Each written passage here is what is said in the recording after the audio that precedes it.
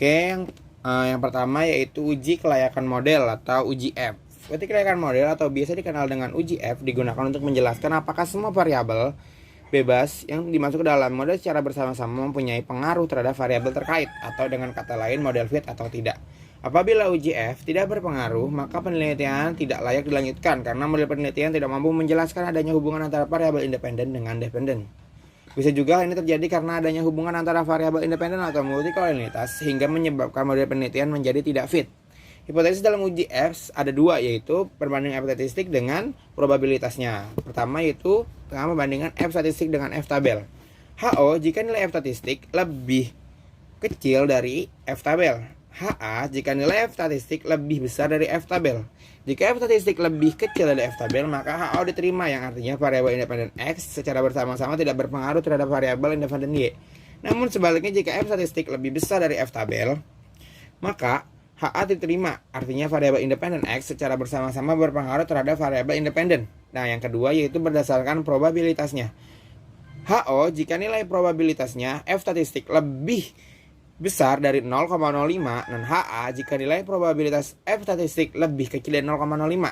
Jika probabilitas F statistik lebih besar dari 0,05, maka HO diterima, yang artinya variabel independen X secara bersama-sama tidak berpengaruh terhadap variabel independen Y.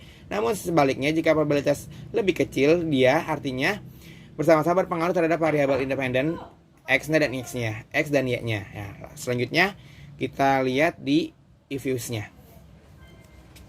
Kemarin kan yang mana itu kan model CHAM ya. Nah, kita buka model CHAM. Nah, oke. Kita lihat dari sini hasilnya itu F statistiknya 7,416087. Nah, berarti hasilnya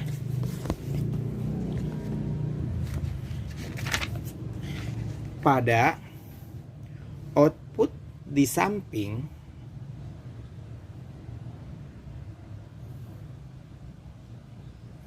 menunjukkan bahwa nilai F statistik sebesar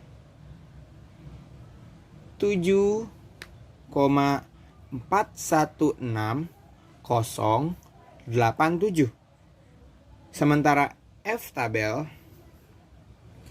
dengan tingkat 5%, DF1 K dikurang 1 sama dengan 5.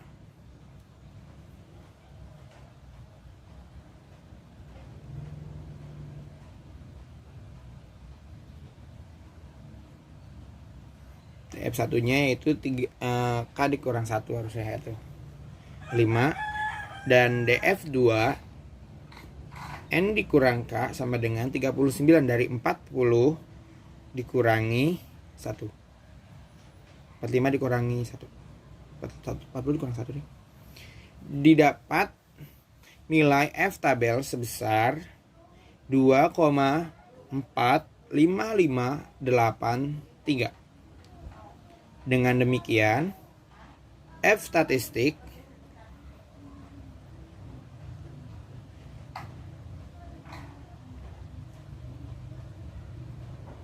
tujuh koma 416087 lebih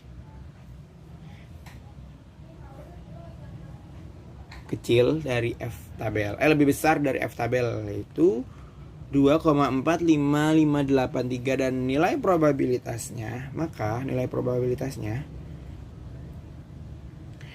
F statistiknya yaitu 0,00057, lebih besar, lebih kecil dari 0,05. Nah, dia kita lihat dari hasilnya yang tadi itu dia ada di paling bawah, dia F statistik dan probabilitas F statistiknya. Nah, maka dapat disimpulkan bahwa HA diterima. Kenapa HA diterima? Karena nilai F statistik lebih besar dari F tabel, dan yang probabilitasnya dia lebih kecil dari 0,05. Nah, dapat disimpulkan bahwa H diterima, maka dengan demikian dapat disimpulkan bahwa variabel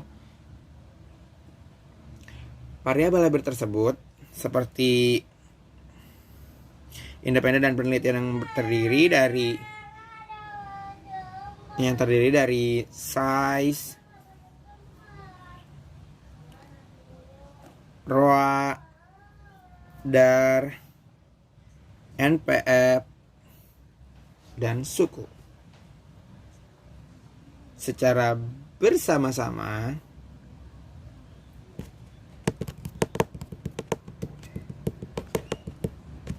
memiliki pengaruh terhadap ISR.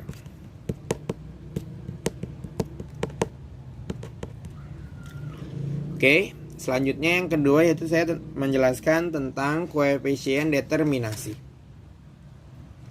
Hasil koefisien determinasi menjelaskan seberapa jauh kemampuan model regresi dalam menerapkan variabel bebas mempengaruhi variabel terkait. Semakin besar hasil R-square akan semakin baik karena hal ini mengidentifikasikan semakin baik variabel independen dalam menjelaskan variabel independen. Nah, ada 3. Nilai R-square berada antara 0 sampai 1. Nah, dia nggak boleh lebih dan nggak boleh kurang. Nah, jika hasilnya bersama antara 0,1, nah jika R-square sama dengan 1 berarti nilai turunnya variabel terkait Y 100% dipengaruhi oleh variabel X. Nah, kalau nilai R-square dengan 0 berarti tidak ada hubungan sama sekali antara variabel independen terhadap value. Nah, kita lihat hasilnya di sebelahnya.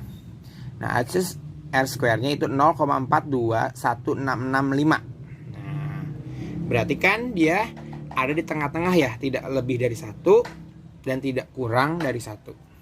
Tidak kurang dari 0. Lebih dari 0 dan kurang dari 1 ya. Oke.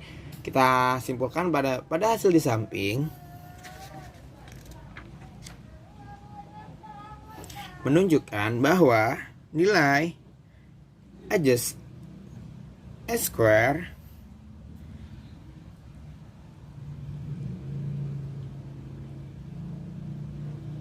sebesar 0,421665. Artinya bahwa variasi perubahan naik turunnya ISR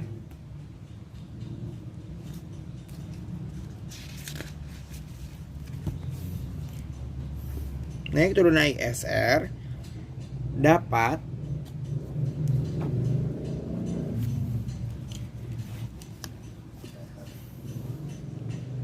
dijelaskan oleh size, ROA, DAR, NPF, dan suku sebesar 49,2%.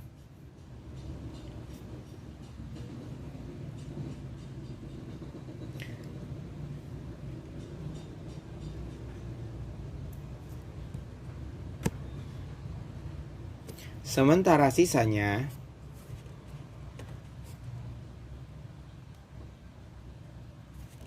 yaitu sebesar 50,8% yang dijelaskan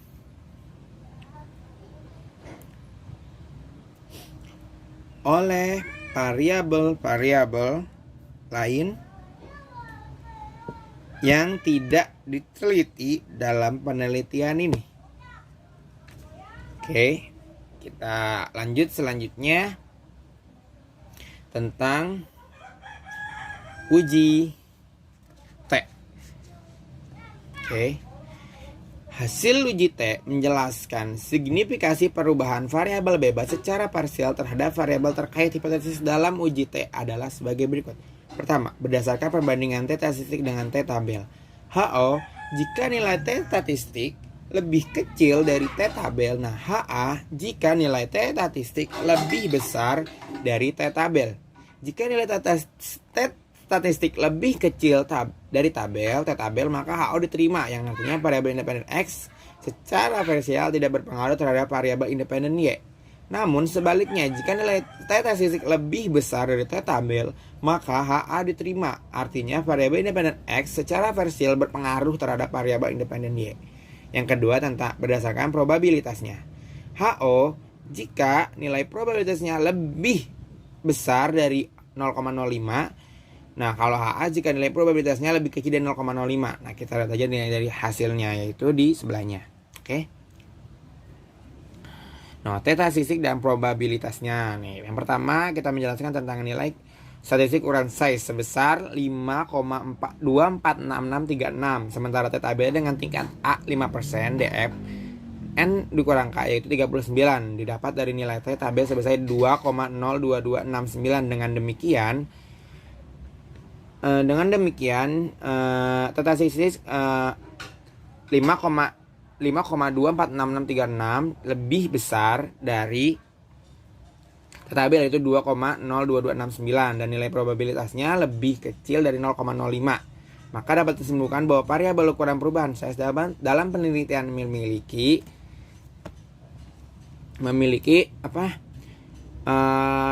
pengaruh terhadap ISR. Nah, yang kedua yaitu tentang ROA. Nah, di ROA-nya kita lihat yaitu minus 0,653805. Nah, nilai T statistik ROA sebesar minus 0,653805, sementara T tabel dengan tingkat 5% yang tadi masih 39 dan T tabelnya yaitu 2,02269. Dengan demikian T statistik itu lebih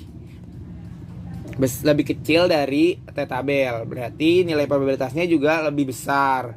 Maka dapat disimpulkan bahwa variabel ROA dalam penelitian ini tidak memiliki pengaruh terhadap pengungkapan ISR. Nah, yang ketiga yaitu tentang DAR. Nilai statistik DAR sebesar 1,275604 sementara T tabel dengan tingkat 5% yang tadi masih 3,9 dan T tabelnya 2,0269. Dengan demikian T statistik DAR 1,275604 lebih kecil dari T tabel yang tadi 2,02269. Nah, dapat disimpulkan juga nilai probabilitasnya itu lebih besar dari 0,05. Maka dapat disimpulkan bahwa variabel DAR dalam penelitian ini tidak memiliki pengaruh terhadap pengurahan ISR. Nah, lanjut yang kelima yaitu tentang sukuk. Nilai statistik sukuk sebesar 0,349120 sementara T tabelnya itu sama masih segitu 2,0269. Dengan demikian sukuknya itu lebih besar, lebih kecil dari ini nilainya. Maka disimpulkan tidak penelitian ini memiliki pengaruh sama sekali.